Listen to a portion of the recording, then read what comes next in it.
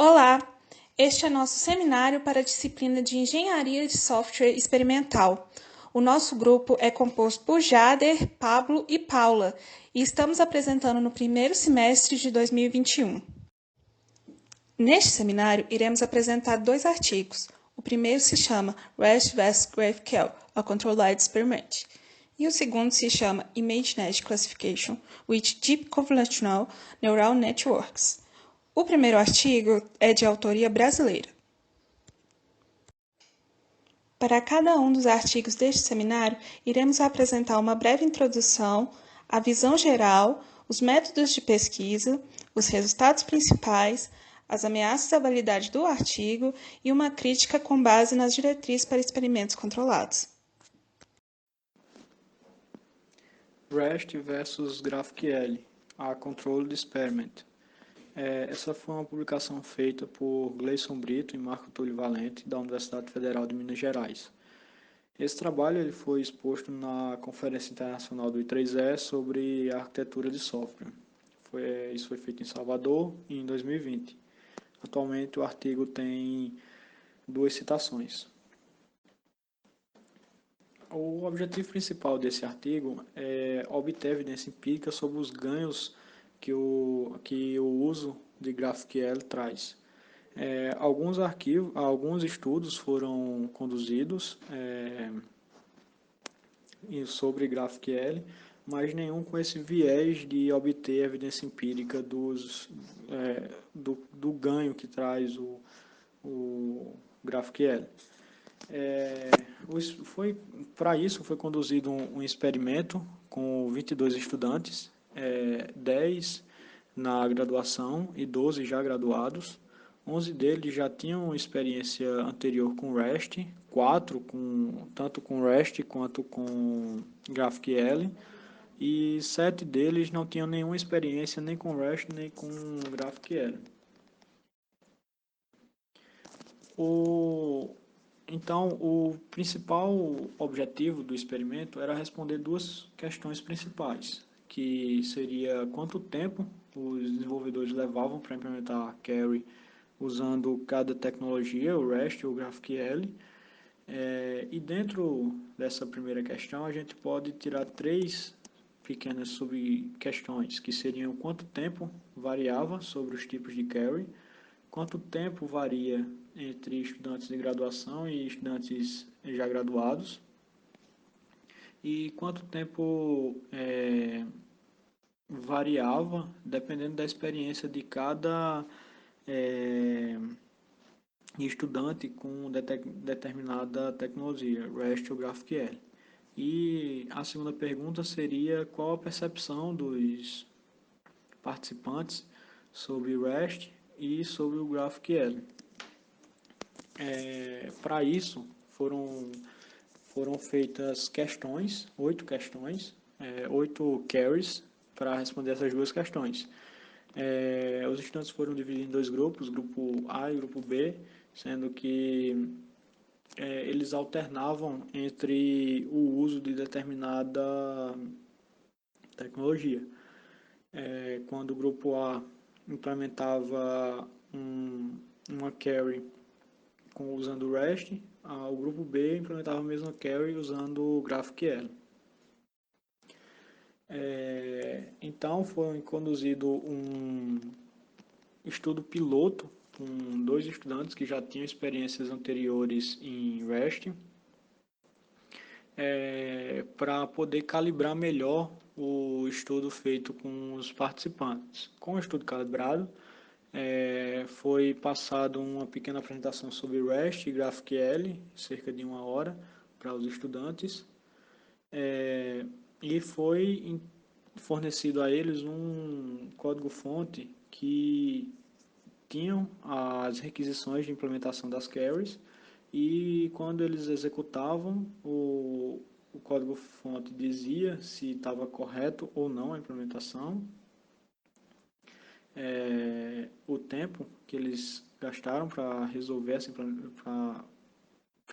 o problema, e se o código era salvo no log. Se não tivesse correta a implementação, eles teriam que refazer.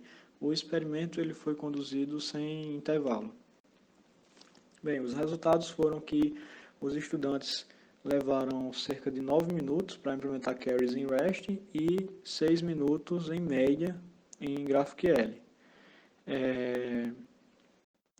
Com isso, foi possível notar a partir dos dados que o REST, o GraphQL tem uma performance melhor do que o REST, principalmente quando as queries necessitam o uso de muitos parâmetros.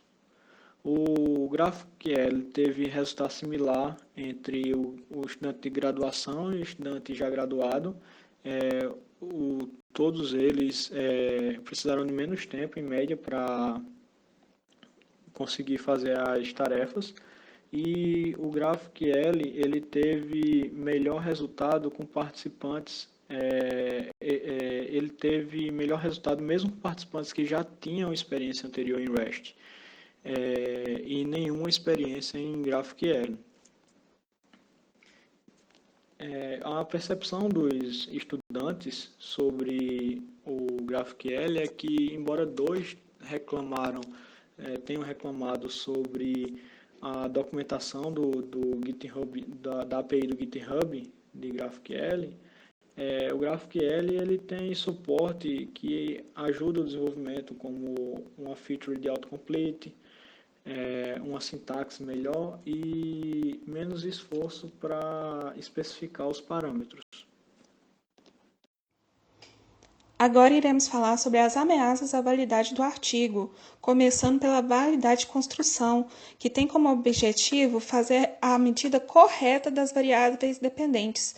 A principal ameaça nesse artigo é o diálogo entre o experimentador e os participantes, e a solução encontrada foi evitar que os participantes comentassem sobre o trabalho durante o experimento, o que foi dito pelo aplicador antes da realização do experimento.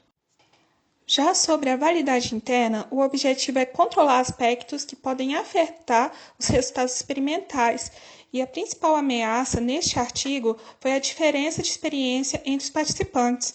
E as soluções encontradas foi o uso de um design contrabalanceado, uma distribuição adequada dos estudantes de acordo com seus níveis de experiência e um uso apropriado dos testes estatísticos. Já quanto à validade externa, o objetivo é fazer o possível para generalizar os resultados. E as principais ameaças apresentadas foram o número não representativo de participantes, o baixo número de tarefas propostas e o fato de que os participantes do experimento são estudantes. As soluções apresentadas foram a diversificação dos participantes do experimento, a apresentação de diferentes tipos de tarefas em diferentes níveis de dificuldade. E para o fato de que os participantes são estudantes, foi apresentado que os estudantes provêm um modelo adequado de desenvolvedores profissionais. Iremos fazer algumas críticas com base nas diretrizes para experimentos controlados quanto a este artigo. Precisamos dizer que esse artigo foi muito rigoroso quanto às diretrizes para experimentos controlados, mas o artigo parece ter muito viés para o público acadêmico. É dito que os estudantes provêm um modelo adequado de desenvolvedores profissionais, mas sabemos que eles podem ter uma falta de experiência profissional no mercado, e o mercado e a academia propõem experiências diferentes que às vezes são supridas pelo estágio. Outro fato é de que não foi possível alcançar uma distribuição entre os participantes para os dois grupos propostos de maneira realmente uniforme, tanto que o grupo B teve mais estudantes experientes em REST do que o grupo A, que teve mais estudantes inexperientes em ambas as tecnologias. Mas é dito que isso aconteceu porque houve uma mudança repentina na lista de participantes. Alguns participantes que confirmaram a presença não foram no dia do experimento, e outros que não confirmaram a presença foram. fazendo com que essa distribuição não fosse tão uniforme. O segundo artigo apresentado é o ImageNet Classification with Deep Convolutional Neural Networks.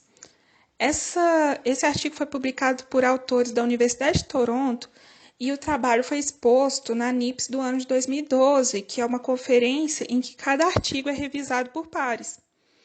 Esse artigo ele foi um marco na área de visão computacional e ele foi citado por 79.984 outros artigos, um artigo muito relevante na área.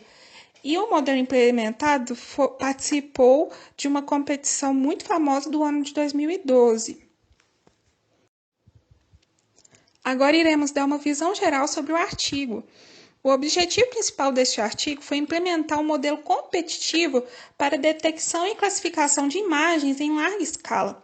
O dataset utilizado pelo artigo é muito conhecido e é um dataset utilizado na mesma competição em que eles participaram em 2012, mas do ano de 2010, que é basicamente um subconjunto do dataset ImageNet.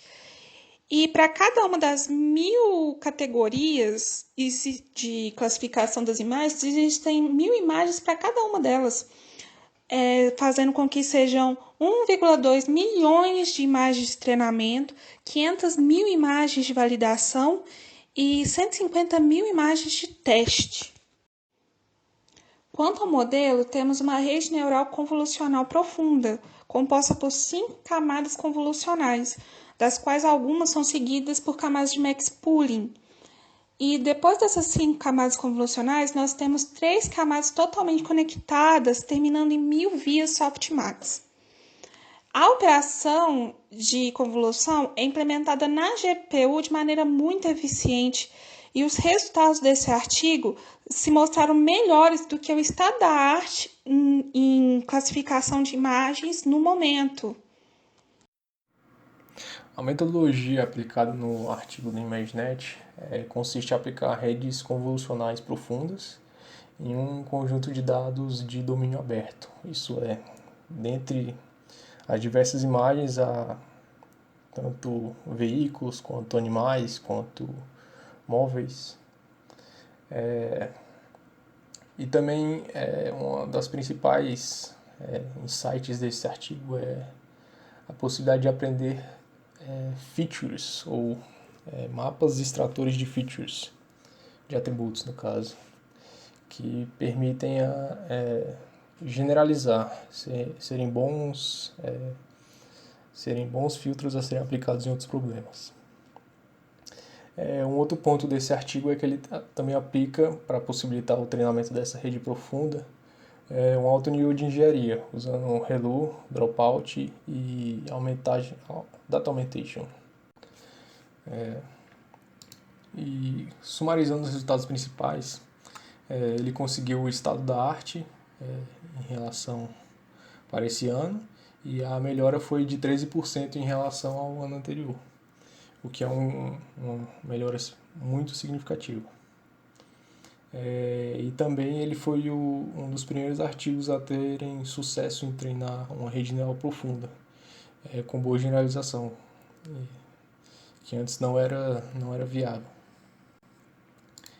Uma das ameaças à validade desse artigo é que ele é aplicado em um único dataset, no caso do ImageNet, e não há garantia de generalização dessa técnica para outros datasets. Aí uma possível solução para essa ameaça seria que na época já era acessível o MNIST e o CIFAR, que também são datasets de visão computacionais famosos, que podia ter sido aplicados a eles também, essa técnica.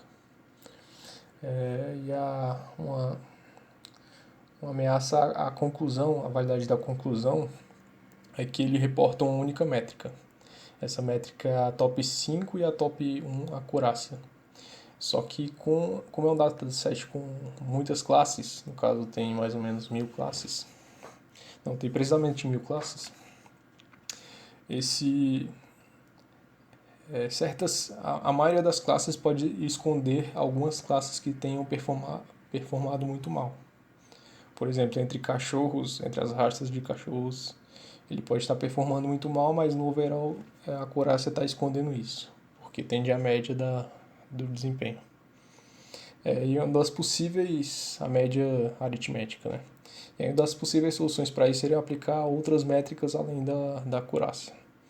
Pode ser a média geométrica, por exemplo, que mensuraria isso de melhor forma. E por fim, uma das principais questões do artigo é que ele usa uma GPU que na época não era muito cara, era razoável e acessível, para treinar de forma viável uma arquitetura profunda. E isso foi um grande marco. Outra questão é que ele teve aquele grande ganho em acurácia.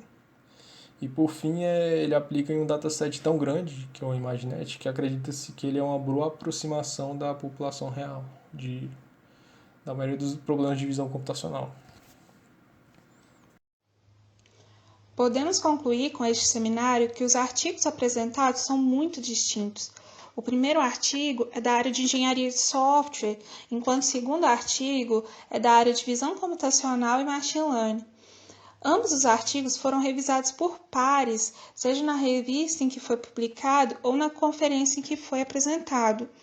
O primeiro artigo é mais explicitamente rigoroso com as diretrizes para experimentos controlados, isso pela própria natureza do artigo e da experimentação. E com esses artigos foram apresentados diferentes tipos de experimentação. E ele nos oferece duas possibilidades distintas para experimentos controlados em ciência da computação. Muito obrigada por assistir nossa apresentação e até mais.